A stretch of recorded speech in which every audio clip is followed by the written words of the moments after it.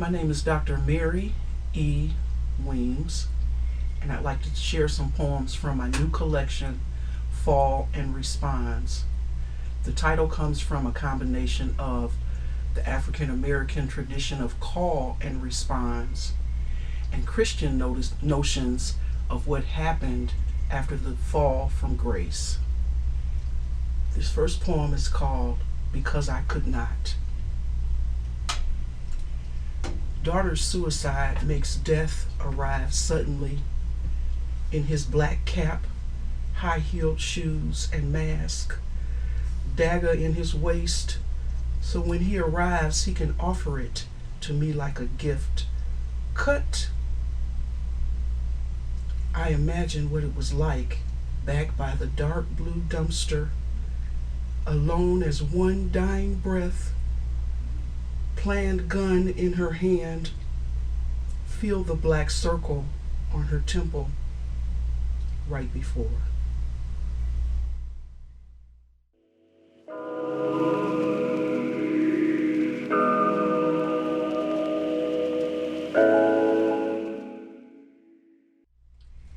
This is called Lament of the Urn, after Deborah H. Doolittle. I wish the ash I carry could come again, reshape each flake inside its mother's house. It's been 2 years, yet every day she lifts me up as if her child is peering out. When people come and sit around her table, they never notice me behind their heads, or that no matter what the season, there are no flowers floating in my stead. On bad days into early mornings, she walks barefoot in the leaving dark to kiss my lid as if it is a forehead, then stand there crying, desperate, apart.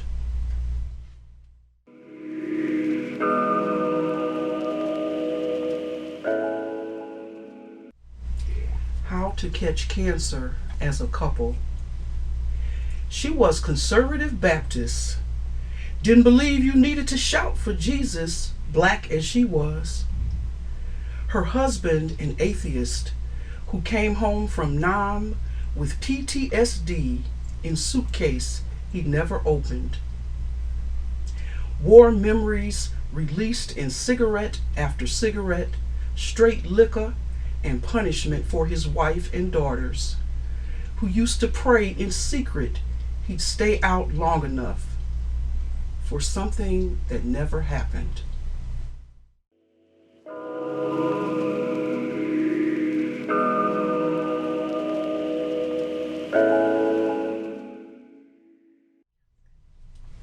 Hashtag METOO. In the 70s, our office was a fishbowl. Managers' offices large peepholes. We seated behind identical desks in the center. Desire for good jobs stronger than resist. Wandering eyes, hairy knuckle hands running down our backs, followed by orders. The sound of our fingers typing.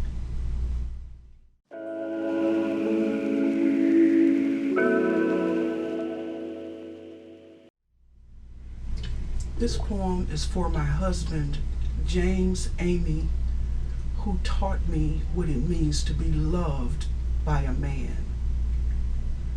Love. I keep trying to get him to take herbal pills he has no interest in. Worry daily about places in his arteries forced open by man-placed mesh. Each winter I buy him gloves he never wears. Nights I wait till he's fast asleep, memorize his snoring patterns, kiss his head, take off his glasses, clean, then put them where I know he'll reach for them. Pray each day he'll outlive me so I don't have to remember what it was like to be alone in the dark.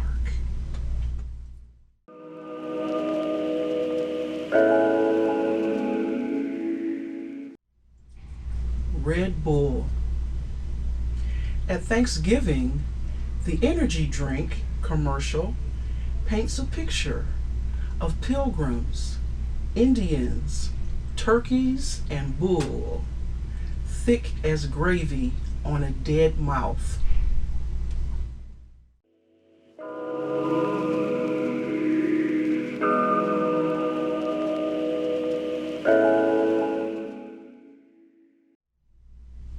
Look, up in the sky. Donald Trump claims he is Superman. His approach to military service: defer, defer, defer, defer, defer. Experience with gunfire in time of crisis: 0. Yet he adds to lie that he would have flown from the sky in designer red cape, blue leisure suit, and boots, leapt into Marjorie Stone High School, stuck out his chest, and caught AR-15 bullets in his S.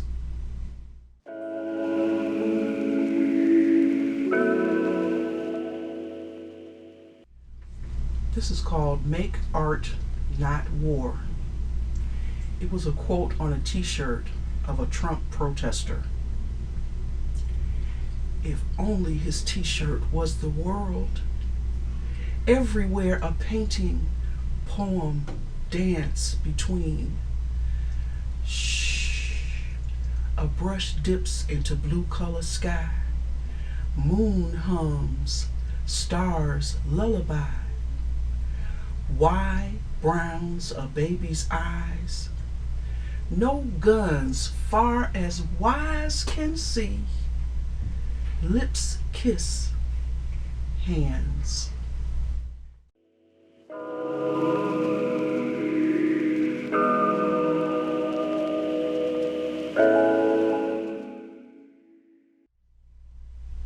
I'd like to thank Deidre McPherson and the Cleveland Museum of Art for inviting me to be one of the poets to respond to new pieces in the contemporary collection.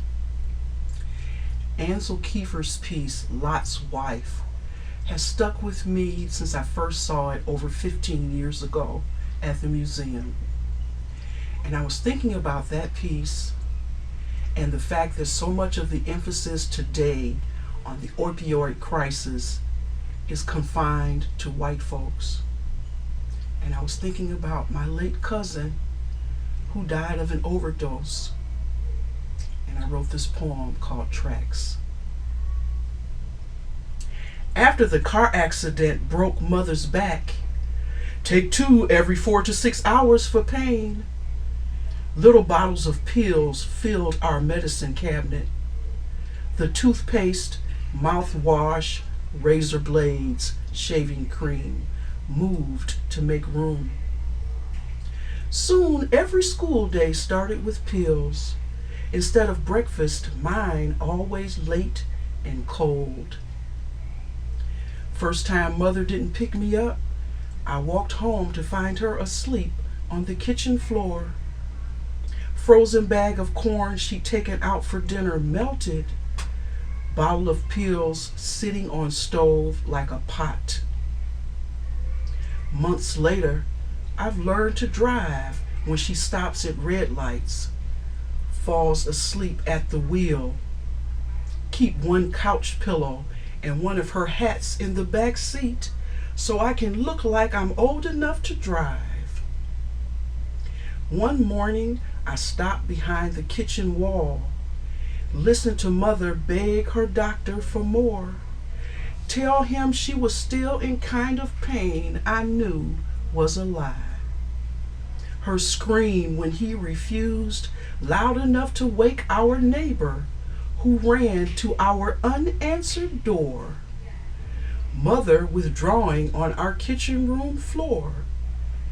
Me helpless as our cat, asking how I could help. After that, the names changed on the bottles. Then the bottles disappeared as she ran out of favors, most of her friends in some kind of pain. Mother started spending more and more time in the bathroom, telling me to pee outside or go next door when I couldn't wait. She'd let me drive myself to school, give me errands to run, sometime getting me home after dark. When I started to find my mother with a different man each day, the tracks in their arms worn and brown like the ones for trains.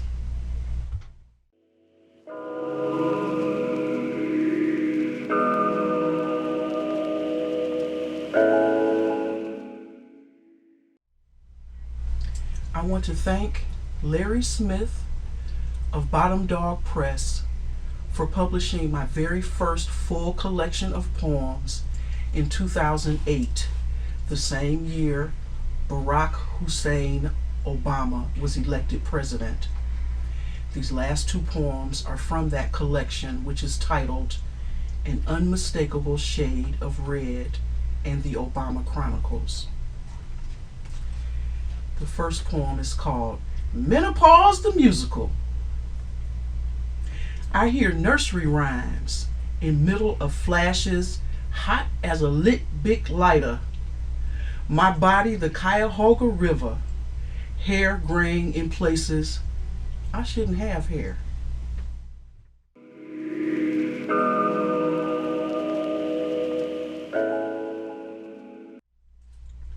I love walking in the woods. There's something about being among trees and squirrels and chipmunks and birds that puts my spirit at rest. This is a poem called Aging. I walk in the woods this morning, watch bare trees like a man watches his new wife. In the midst of every shade of brown, a white birch is a gray strand of hair. I remember Wachowski's words, "You can't write about nature." Tied to people like an umbilical cord, even trees have arms and legs, age marked by gray in their bark, roots bent at knees, the way children, new and green, cling to their trunks as if hungry for breast milk.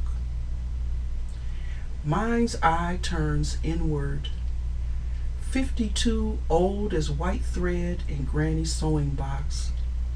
Me wanting to die by 30, something I said to Mama and anyone else who needed a good laugh. I am interrupted by a stillness, beyond birds' migration, last leaf fallen, squirrels, mice burrowed beneath a compost richer than any garden. It's the quiet of forgiveness washing across my bones as creek moves across the path. It's me forgiving an illicit love affair with life, for wanting more time in this place than God is willing to give. Thank you for listening. Peace.